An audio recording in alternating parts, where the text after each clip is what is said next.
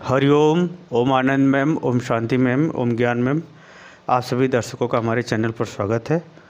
आज हम लोग यूपी टेट और सीट सेट से संबंधित प्रश्नों को हल करेंगे। पहला क्वेश्चन है, सूक्ष्म शिक्षण क्या है? सूक्ष्म शिक्षण सूक्ष्म अध्ययन है, यानी किसी विषय का गहराई से अध्ययन करना है, या सूक्ष्म शिक्षण कोई क्रिया है?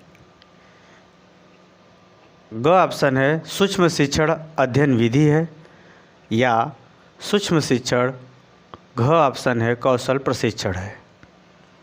सूक्ष्म शिक्षण क्या है, पहले ये जानना जरूरी होता है। सूक्ष्म शिक्षण क्या है?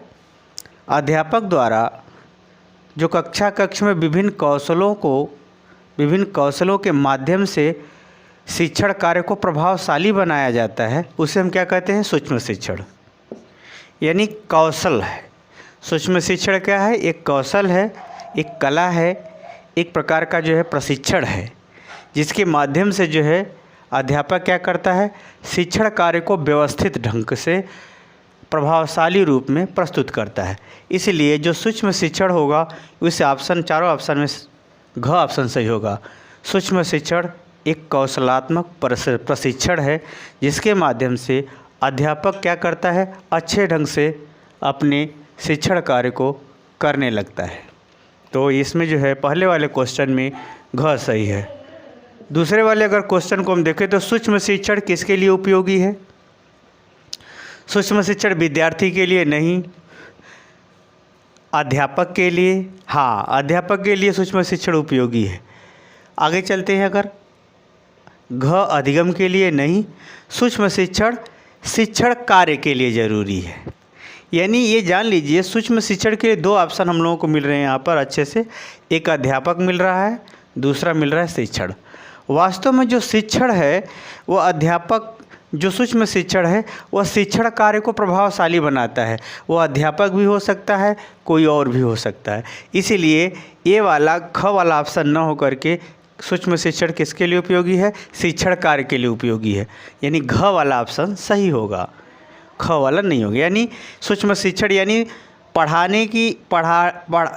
शिक्षण कार्य करते समय जो कलात्मक प्रवृत्तियों का प्रयोग होता है, उसमें सूक्ष्म शिक्षण की ज़रूरत होती है।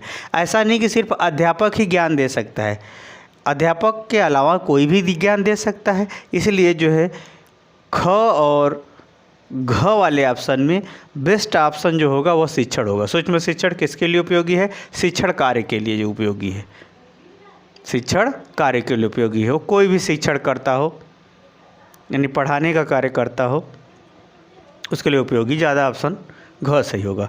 तीसरा अगर हम लोग देखें, अनुरूपित शिक्षण का अभ्यास क्यों आवश्यक है? अनुरूपित शिक्षण किसे कहते हैं? शिक्षण का लघु रूप।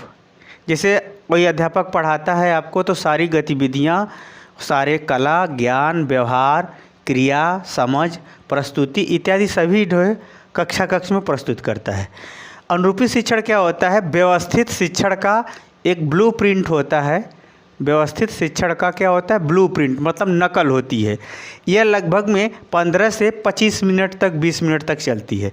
यानी जो हमारा सामान्य जो शिक्षण है वो 45 मिनट 40 मिनट का होता है, जबकि अनुरूपित शिक्षण 15 से 25 मिनट के अंतर्गत होता है, जिसके अंतर्गत छात्राध्यापक शिक्षण का नकल करते हुए अपनी बात को प्रस्तुत करने का अभ्यास करता है। तो ये जो अनुरूपित शिक्षण है वह क्यों आवश्यक है? शिक्षण के लिए आवश्यक है। हाँ, लगता है शिक्षण के लिए भी आवश्यक है। प्रशिक्षण के लिए अभ्यास आवश्यक है। अभ्यास यानी जो ट्रेनिंग दी जाती है उसके लिए भी आवश्यक है, ये भी हो सकता है। आगे चलते हैं, ग व्यवस्थित शिक्षण है, ये भी हो सकता है। व्यवस्थित ज्ञान है, ये भी हो सकता है। यानी हमारे ऑप्शन अगर ध्यान से देखो तो ये भी सही लग रहा है, ये भी सही लग रहा है, क्योंकि जो है ट्रेनिंग भी बहुत लंबी चौड़ी होती है, उसका छोटा सा लघु रूप प्रस्तुत करना, ये भी हो सकता है। व्यवस्थित ज्ञान यानी ज्ञान को सिस्टमेटिक ढंग से। लेकिन अगर सबसे इन चारों ऑप्शनों में सबसे बेस्ट ऑप्शन आप देखें तो ये है व्यवस्थित शिक्षण। यानी व्यवस्थित शिक्षण सीखने के लिए आपको उसका ब्लूप्रिंट यानी अनुरूपित शिक्षण आवश्यक होता है। यानी आप व्यवस्थित ढंग से शिक्षण सीखना चाहते हैं या शिक्षण कार्य करना चाहते हैं तो उसके लिए अनुरूपी शिक्षण मतलब व्यवस्थित शिक्षण का लघु स्वरूप आपको अभ्यास करना आवश्यक होगा। इसीलिए इन चारों ऑप्शन अपने आप में सही हैं। ये जान लीजिए कि जो क्वेश्चन है और जो विकल्प है उन दोनों पर आपका जो है उत्तर निर्भर करेगा।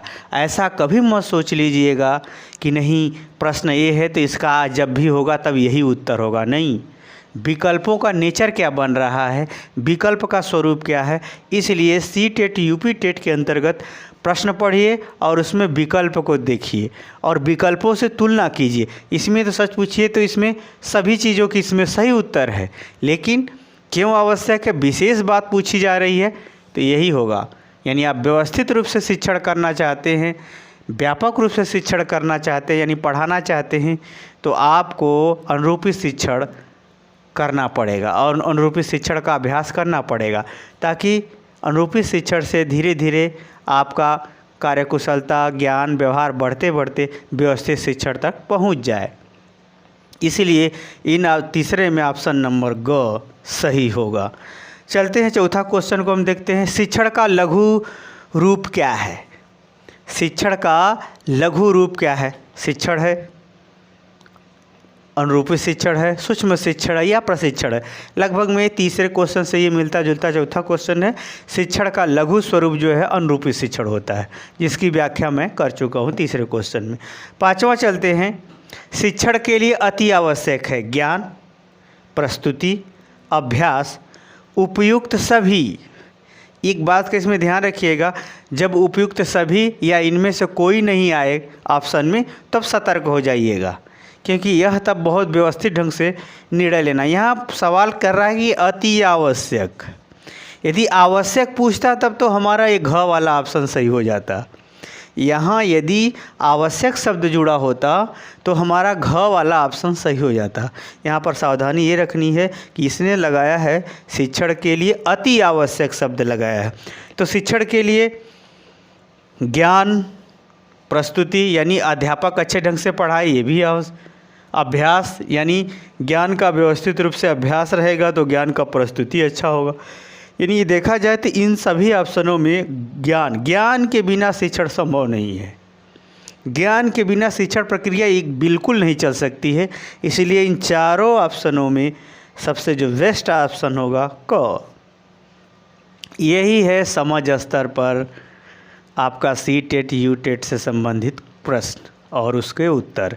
इसको हमेशा याद रखिएगा। इसलिए बीएड के सिलेबस को आप पूरा ज़रूर पढ़िए, पूरी तरह से समझने का प्रयास कीजिए। ऐसा नहीं है कि सिर्फ आप गाइड या कोचिंग पढ़ लेंगे तो पूरा पर्याप्त होगा।